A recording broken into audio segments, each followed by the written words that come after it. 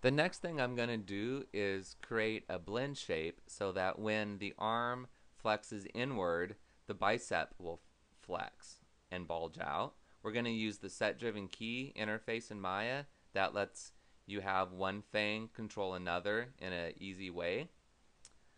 First, let's create our blend shape. A blend shape is an alternative version of an object that has the vertices changed in different locations. In this example, I'm going to take the bicep area and bulge it out. So I'm going to duplicate our base model or a default model, hit Control D, and I'm going to move it above the arm for now so I can model out the bicep. Currently, the arm has its transforms locked, so I'm going to have to unlock that.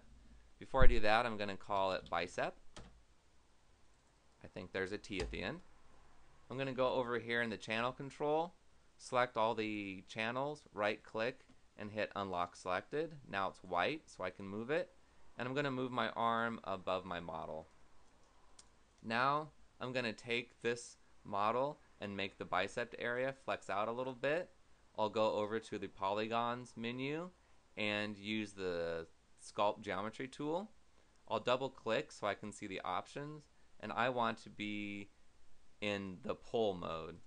So I'll go over here to where my bicep is and use the tool.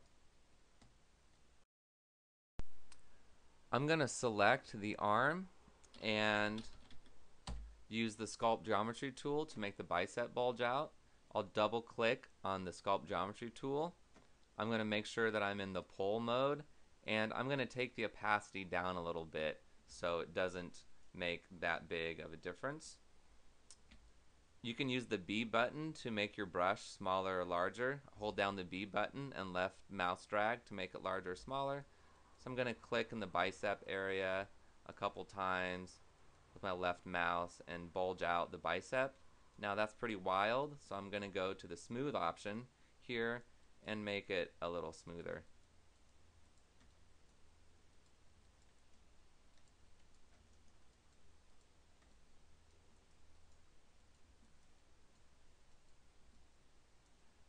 That'll be good enough for our example.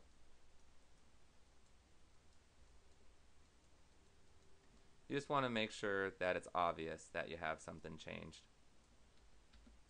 So to create your blend shape, select your target shape, which is the bicep, control select the arm, go to create deformers blend shape, go to the option, and I'm going to call it arm shapes.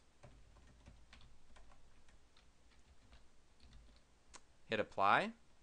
Now we can look at our blend shape be animated by going to the window animation editor blend shape window, and now you see your arm shapes and you see a slider. If you move that slider up and down, you see this base arm have its bicep flex. We can actually delete our target shape now. We don't need it because it's already been applied to the arm. The final step we're going to do is make the bicep bulge when we move the elbow inward. I'm going to use set driven key now to make the bicep bulge when the elbow is bent inward. I'll show you what we want to do. We want to have, when the elbow bends inward, we want that bicep shape to bulge out. Go back to our blend shape editor, animation editor's blend shape, and we want to have our bicep bulge outward. We don't want to have to animate this by hand each time, so we're going to use set driven key. I'll make my elbow go back to its original rotation.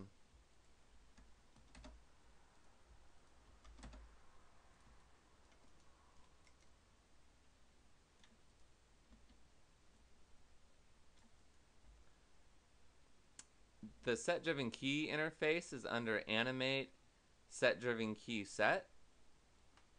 It lets you have a driver object and a driven object. The driver in this case is going to be the elbow joint. It's going to be rotating. So I'm going to pick the elbow joint, hit load driver, and it's going to be the Y rotation of the elbow. So click rotate Y. And the thing that's going to be driven is the blend shape. So to select a blend shape, you open up the blend shape window and hit select, and then hit load driven. You'll see the bicep shape here. Now when my arm is straight, we don't want the bicep to flex at all, so I'm going to hit key. Now I'm going to move my elbow all the way in, and then I'm going to use the blend shape interface here to slide it up so my bicep will bulge, and then I'm going to hit key in the relationship here. Hit the key button. Now let's take a look to see if that worked. Yeah, it did. So when my arm comes in, my bicep bulges up and it looks a little more realistic. That's the basics of setting up an arm using the forward kinematic method. In forward kinematics, you just grab objects and rotate them.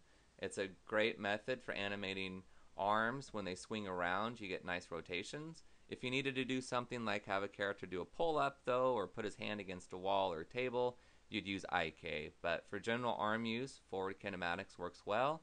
And adding in blend shapes for muscle deformations, it's fun and makes the arm look a little better.